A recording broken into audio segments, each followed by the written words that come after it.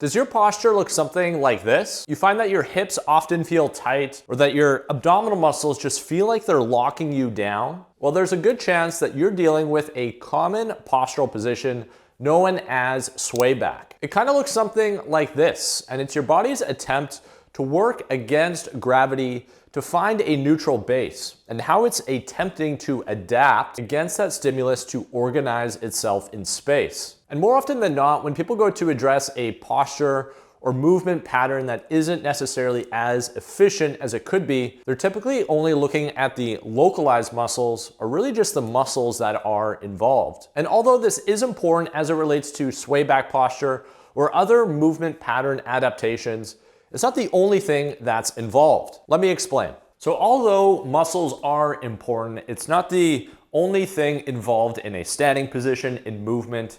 And it's important that we look at other concepts as it relates to our body. And one of those, especially as it relates to a sway back posture, where our hips are kind of in this constant posterior tilt, our glutes are flexed, they're always tight, they don't want to let go. We typically kind of lock down and the sternum kind of depresses this way. One thing we want to be mindful of is our weight distribution, or really where our body is in space and where weight is through our feet. This can both impact us as weight shifts forward, as you can see what's happening to my posture here, and it can also affect us as we start to shift laterally. So if you're dealing with other sort of conditions or unfavorable positions, one thing I always recommend is to just kind of tune into where weight is in your feet. Because chances are, if weight is in a weird position and you're kind of overly biasing certain areas, that's going to have a ripple effect upstream, and our structure is going to adapt around that in some way. So as it relates to a sway back posture, where the hips are kind of kicked forward and then we're rounded this way. Again, this is just our body's own intelligent system trying to find a neutral base the best way it can. Because if my hips come forward, something is going to have to shift back. And in that case, it's my rib cage. And what typically happens alongside that is kind of this depression of the sternum, and the ribs kind of drop down and we get really anchored into our abdominals, our pelvic floor. And we start to wonder why all the stretching that we're doing for the glutes, all the stretching we're doing for the abdominals isn't really doing a lot. It's because when we come back to this standing position, when we're here, we just resort back to this. So what did we really change? Not a whole lot. So you can do the stretches, you can do the corrective work, all those things matter and they're very important. But even more so than that is bringing just a little bit of intentionality and awareness to where we support our body in space throughout a day-to-day basis. So we're gonna go through some corrective work to hopefully work on kind of this weight transfer, get ourselves a little bit closer to a neutral base, really just trying to get ourselves out of this spectrum. It's not that this is inherently a bad position, but if it's a position that our body is only adapted to, then we got to have other options. So we're going to try to explore those options through some corrective exercise, and I'll give you guys some tips as to how you can kind of integrate this into your day-to-day life as well. So as you guys know, I always like to give you body weight options and minimal equipment options for the exercises. We're going to be using a yoga block. It's not absolutely necessary. You can use a water bottle, a book, something of about that width is going to work perfect. But again, you don't have to have it. And what we're going to be working on is a hinge position. Something that seems so basic has some nuance to it that is going to allow you to actually access more length into these posterior glutes and really into the whole backside of your leg. If you're in this sway back where you're kind of clinched into the glutes and the pelvic floor, then in part, we have to kind of work on almost a letting go of those tissues to redistribute where we want tension to support our body from.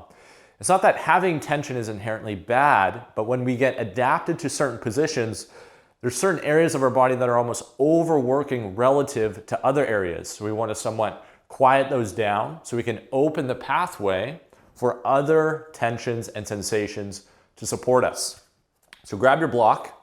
We're gonna take that in between your thighs, like so, and you're gonna go roughly about hip width with your legs. Don't go so far here, where now the knees are in internal rotation. For today, we're just gonna keep everything more or less stacked. So I'm gonna be in this kind of hinge position to start. Sorry, I'm gonna be in a standing position to start. And we're gonna initially start with actually letting go our glutes here, because chances are you're kind of clinched into that. So put your hands on your glutes and just try to soften that. Try not to force tension into your body, to just let it go. Just as best as you can, use your hands as a point of sensory feedback to let go from. So we're gonna let the glutes go as best as we can. We're gonna start to create a gentle hugging, a squeeze, just towards the midline of our body in an attempt to get our adductors online. And while we get the adductors online, what we're gonna do is start to sit our hips back this way. Now there's a few things that can start to happen here as we go through the hinging motion. We can start to bend at the knees first. This is super common. We can start to initiate from the hips, and then the upper body just starts to go. These are all things that you're gonna have to be mindful of when you're going through this. What is your body trying to not do? And how do we find this position in a more clean way as we're going down? If you're not accustomed to going through this and actually having adequate length coming through here, this is gonna be challenging for you to work through. And there's nothing wrong with that. And I know this looks super basic, but for a lot of people, when I get them into something as simple as a hinge, lots of these different compensatory patterns start to present themselves. So I point that out so you can be aware of it. So we're creating the squeeze. We're just gonna have our hands on our hips. We're gonna start to send the hips back. The upper body is coming forward as that's happening. And all I'm trying to feel into here is a gentle tug of my hamstrings. So my hamstrings and my adductors are kind of supporting me here. I'm trying to allow the glutes to let go. And what we can do with our hands is we can shift them from the hips just to the front part of our thighs. And if you're noticing that there's this collapsing tendency through the sternum, we can couple this with some extension. So I'm seated in my hips. I'm gonna press down into my thighs. And as I do that, I'm just going into a little bit of T-spine extension. I'm gonna try to give you guys a little bit of a better angle there. So I'm projecting the hip bones this way. I'm pressing down into the thighs. And as I do that, I'm getting a little bit of T-spine extension. And this is just gonna allow you to feel a good felt sense of that posterior chain from kind of the hips to the feet, getting some length. The backside starting to get a little bit of contraction to open up the abdominals, open up the thoracic. And then your job is to try to sustain that as you come back to a standing position. And can you keep that feedback as you arrive back to the standing position? The intention here is to not just go for reps. Mark, I'm doing it. See? That's not the point. The point is to slow down and tune in to what is actually occurring in your body. Listen to what's happening. Your body is always trying to give you information. Listen to that. Be mindful of where your body is in space. Use a mirror if you need to. Once you look at the mirror, notice the sensation that you're getting from that position. Then the intention is, how can I maintain a felt sense of that as I start to take myself through motion? That will unlock a lot for you if you execute that well. Take your time. We're not focusing on just banging out reps. Focus on the quality of the reps as you're working through this. Well, howdy. This is gonna be you in just a moment. We're gonna work through some reverse lunges. If we are used to this position with our body and we're always trying to find some type of forward orientation, one way in which we can start to exercise the opposing spectrum to that is to simply just go there through walking backwards. And we're gonna do so in a lunge. So we're gonna take a lot of the principles that we were just working on in the hinge. We're gonna come to a split stance position. If you're not familiar with this, go through my videos. I go over this in great detail in a bunch of those. But we're gonna find this position, and quite simply, all we're gonna do is work on a weight transfer. In this case, it's gonna go to my left heel. As I step back, I'm now seated into that left side, and then I'm gonna step back right. I hope you have more room than me. I'll be getting off camera here, and I'll be going through the wall, so I can't continue to go back.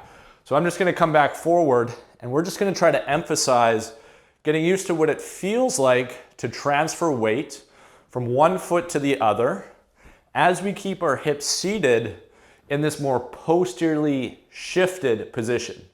We want to try to get out of this anterior shift tendency. I'm not walking back like this because that'd be me just walking back in that sway back position. We're trying to work on a posterior shift while we keep the trunk just a little bit more upright. So you can see I'm not allowing myself to collapse here on each rep. I'm really trying to feel the fluidity from one foot to the other, the transition through that. And if you're feeling like you're getting that pretty well, you can even add a little bit of rotation. What I would suggest is add the rotational element and keep your center of gravity low. We're not gonna come up and then back down. We're gonna try to stay low. And that's really gonna challenge the stability of the pelvis, the knees, and the ankles, as well as the connection between all those different systems. What I'd suggest here is work on about 12 reps, 12 to 14 reps on each side. Try to cover a good distance. If you got turf or something at the gym, you can do it there, or you can just cruise down the sidewalk and say hi to your neighbors. Anyways, that is gonna wrap this week's video on how to address and just look at your sway back posture in a little bit of a different light. We covered some weight distribution, we covered hinges, walking backwards, we added some rotation. So there's a lot there to practice. And something I'm gonna continue to kind of, push into you, is to just really emphasize tuning into your body as you're going through these exercises. I think it's really easy to get in the mindset of, okay, this is the exercise that needs to be done, so I'm just gonna bang it out, bang it out, bang it out. But you're not actually doing anything relational with your body. And my intention is to hopefully guide you through the process of building an internal and healthy relationship with yourself from the inside out by really tuning into your body and getting a better understanding of who it is that you are through this pathway of movement. I hope you found some value in this video. If you did, give me a thumbs up. You can subscribe. I'm gonna be jumping back on doing weekly videos, and I hope to see you there. Catch you then.